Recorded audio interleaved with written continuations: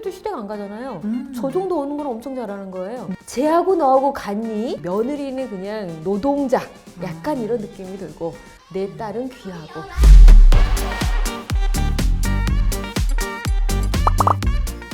안녕하세요, 매정내야 가족 여러분. 어떻게 잘 지내셨나요? 솔직한 댁의 아이콘 큰언니 아나운서 윤영미 인사드리겠습니다. 추석이 지난 지 꽤 됐는데 아직도 여기저기서 추석 때 나가 속상했던 일, 가족들 간의 갈등이 불거져 나와서 뭐 이혼이니 많이 뭐 이런 이야기들이 주변에서 또 뉴스를 통해서 많이 다루어지고 있습니다. 그래서 오늘요 저희가 아주 특별한 분을 모셨거든요. 정다원 힐링센터 정다원 원장님을 모셨습니다. 자, 어떤 일을 어떻게 하고 계신지 일단 자기소개를 좀 부탁드릴게요. 안녕하세요. 네, 안녕하세요. 네. 정다원 힐링센터의 정다원 부부상담사입니다. 부부 네. 전문 상담사신 거죠? 네네네. 부부 문제를 전문적으로 상담하고 있습니다. 네, 정다원 힐링센터를 네. 운영하고 계시는 것으로 알고 있는데 네. 어떤 곳인가요? 저는 부부 문제를 전반적으로 상담을 하고 있는데요. 특히 시월드 리더십 아카데미를 같이 운영을 하고 있습니다. 시월드 네네. 리더십 아카데미. 네네. 이게 우리 부부 문제에 있어서 제일 갈등의 요인이 무슨 여러 가지가 있겠지만 네. 그 중에 하나가 시집살이, 고부 갈등 이런 문제들이 또 아직도 그러니까요. 영원히 끝나지 않는 끝나지 않는 시월드. 숙제인 것 같아요. 예. 네. 그래서 이런 문제들을 조금 더 심도 있게 다루고 있고요.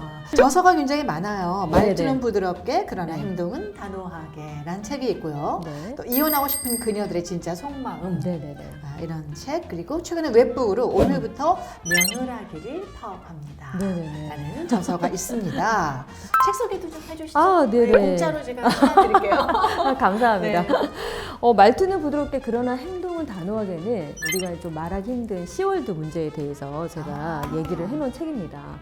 제가 만나보고 상담을 해보니까요. 네. 착한 며느리가 너무 많아요. 할 거 다 해주고 뒤에서 구시렁구시렁 하다 보니까 마음이 힘든 거예요. 그렇죠. 그래서 저는 안 하고 욕 먹으면 괜찮은데 맞아요. 하면서 욕 먹고, 하면서 하면서 속상하고 맞아요. 근데 그런 며느리 굉장히 많아요. 맞아요.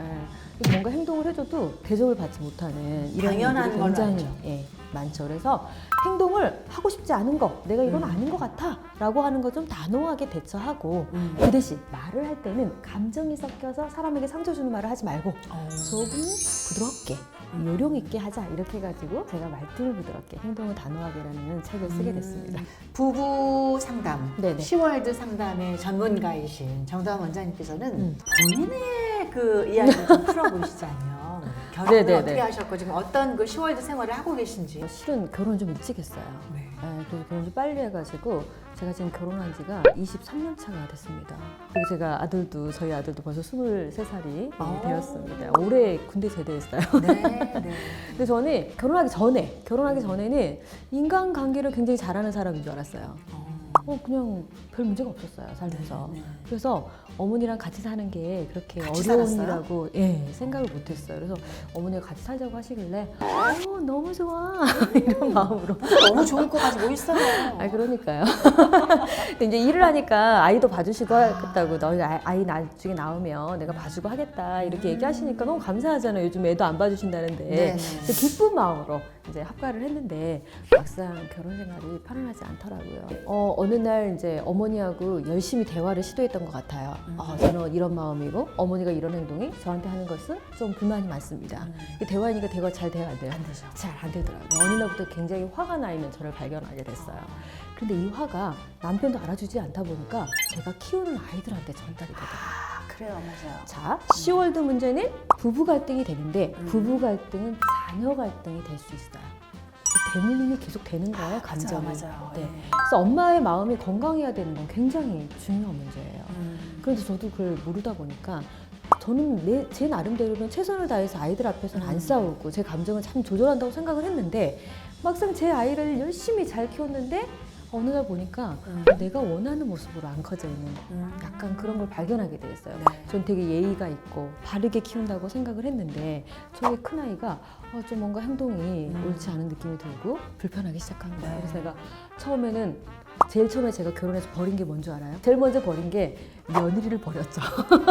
어머 잘할 마음도 없고 뭐 하고 싶지 않아 이러면서 며느리 버렸어요. 좀 있으니까 비슷하게. 약간 폐업 비슷하게. 손을 놓은 거죠. 그렇죠. 그런데 감정만 화가 나 있는 감정만 가지고 두 번째 버린 게 아내를 버렸어요.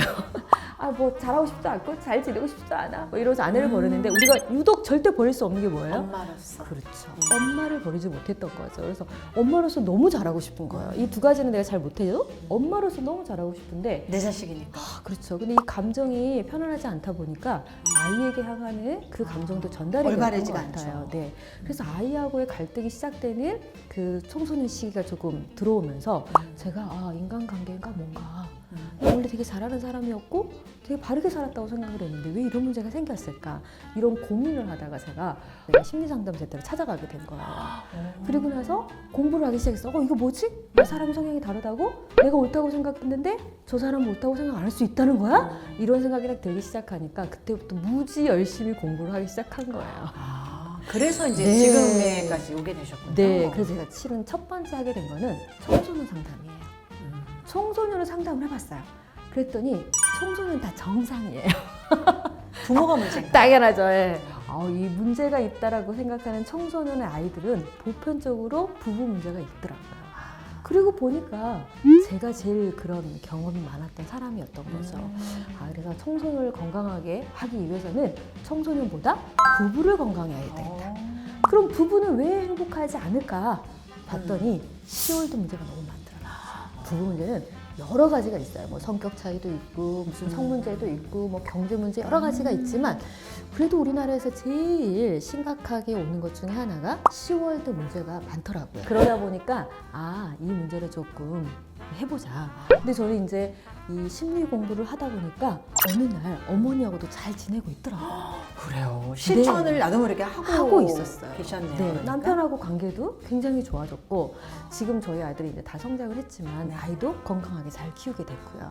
그래서 이런 노하우들을 우리 젊은 나눠야 엄마들에게 되겠다. 나눠줘야 되겠다라고 생각을 해서 제가 시월드 리더십 아카데미라는 거를 시작하게 된 거죠. 그렇군요. 네. 자, 명절에 가장 그 많은 시월드와 며느리의 갈등은 뭘까요? 우리가 좀 정리를 해보자고. 전 부치는 것부터 뭐 일찍 왔네, 늦게 왔네, 네네네. 뭐 가족들 모이면 유산 문제 이런 것 때문에 싸우기도 하고 팩 묵은 어떤 옛날부터의 문제들이 불거지기도 하고 네네. 뭐 이런 얘기 많이 했는데 어떻게 실제 진짜 명절이 지난 다음에는 이런 상담이나 이혼이 폭주를 합니까? 추석 지낸 지가 꽤 얼마 안 지났죠. 됐잖아요. 예, 꽤 지났는데 지금 제가 제일 바빠요. 코로나로 인해서 작년하고 올 초까지는 실은 이제 시댁 방문이 조금 이렇게 나라에서 제재를 하다 그렇죠. 보니까 얼마나 좀 좋아했는지 조용했거든요. 몰라요, 많은 예. 며느리들이. 근데 아마 이번 명절 같은 경우는 네. 백신도 다 맞으시고 네. 그래서 모임이 많았던 것 약간 같아요. 제한이 좀 풀어졌죠. 네네. 그래서 갑자기 본물 터지시듯이 팍 터지는 거예요. 근데 명절 전후에 제가 상당히 많습니다. 특히 후. 이혼 사유에서도 제일 이혼이 많은 달이요. 3, 4월. 9월 설 지나고. 10월. 그렇죠. 그때 많다고 합니다. 추석 지나고. 네네네. 명절이 지나고 나서 이제 많은 갈등 중에 하나가 이게 시대별로 조금씩 달라지는 건 있어요. 근데 이게 굉장히 빠르게 급변하고 있어요. 예전 같은 경우는 처음에 제가 이 일을 시작했을 때만 해도 음식을 너무 많이 해요. 어머니는 먹고 싶지도 않는데 먹을 사람도 없는데 바리바리. 너무 많이 해서 힘들어요. 이런 상담이 많았다면 최근 같은 경우 제가 왜 가야 돼요, 시댁을? 이렇게 얘기하는 친구들이 많이 있어요. 왜 가야 돼요? 네, 근데 제가 모 방송국에 나가가지고 이런 질문을 던진 게 있어요. 어떤 걸 던졌냐면 시아버님, 조상님 모시는 일에 내가 왜? 성이 다른 우리가 왜 싸워야 되나요? 어머니하고 나는 성이 다르잖아. 시어머니하고 나하고 싸우는데 성은 다른 분의 제사를 모시고 있잖아요. 그렇지 않아요? 왜 싸워야 되나 이렇게 얘기했더니 맞는 얘기네요. 잘렸어요. 완전히 편집. 아니, 그건 맞는 얘기잖아요, 사실. 근데 실은 이게 누구를 위한 제사인가 뭐 이런 고민을 조금 해볼 시기가 아닌가 이제 이런 것들을 좀 많이 하죠. 그러니까 어머니 세대하고 지금 세대의 갈등이 왜 있을 수밖에 없냐면 시어머니 세대는요 음식을 다 만들어서 직접 했잖아요. 그래서 이게 사례를 하나 얘기를 해드리면 결혼한 지 첫 번째 제사가 온 거예요. 그래서 어머니가 며느리한테 오라고 했어요. 어머니 근데 또 오라고 했으니까 안 갈 수 없잖아요, 제사니까. 그래서 가갖고 이제 어머니 도와드렸어요. 그때 어머니가 음식을 막 이렇게 차례상을 올리시면서 하시는 말씀이 나는 너무 힘들었어. 이거 만들어서 하느라고. 난 네가 이렇게 사는 거 원하지 않아. 훌륭하시다. 얼마나 훌륭해요. 그쵸? 그러면서 이렇게 얘기하셨어요. 네. 나는 만들어서 했는데 너는 사서 해라. 감사하죠. 감사하잖아요. 네. 이게 이 연세시니까 감사하신 네. 거고요. 요즘 친구들은 다음 제사는 안 오고 싶대. 왜 내가 해야 하느냐. 제사 자체를. 그렇죠. 제사 자체를 내가 뭐 지내야 되는데 나는 어머니를 그냥 도와드리는 것 뿐이야. 내가 할 생각이 없어. 어머님 자기가 좋아서 한 거고 나는 안 하겠다 이거. 그렇죠. 나는 제사를 지낼 생각도 없는데 사서 하라고? 그럼 나보고 하라는 거잖아. 그렇지. 이렇게 되니까 요즘에 문제가 시어머니하고 이 며느리 세대 간의 갈등, 시대 차이가 너무 많이 나오고 그런 문제들이 시어머니가 시집살이 시키는 게 아니고 당하는 며느리만 있는 이런 경우가 굉장히 많은 거죠. 그리고 이제 시어머니도 계시지만 네. 동서 관계 또 시누이 관계로 스트레스 받는 경우 많죠. 며느리는 이제 명절 세고 뭐 이게 명절 당일이 되면은 친정 가잖아요 원래. 네. 그런데 이제 내 며느리는 안 보내고 따로 올 때까지 기다리게 하는 거 아직도 있습니다. 이게 아직도 요새 시누이 참견이 굉장히 많습니다. 그리고 동서 갈등도 이게 뭐가 문제냐면 예를 들자면 아들이 한 셋인 집이에요. 그런데 큰아들이 이게 혼자 된 거예요.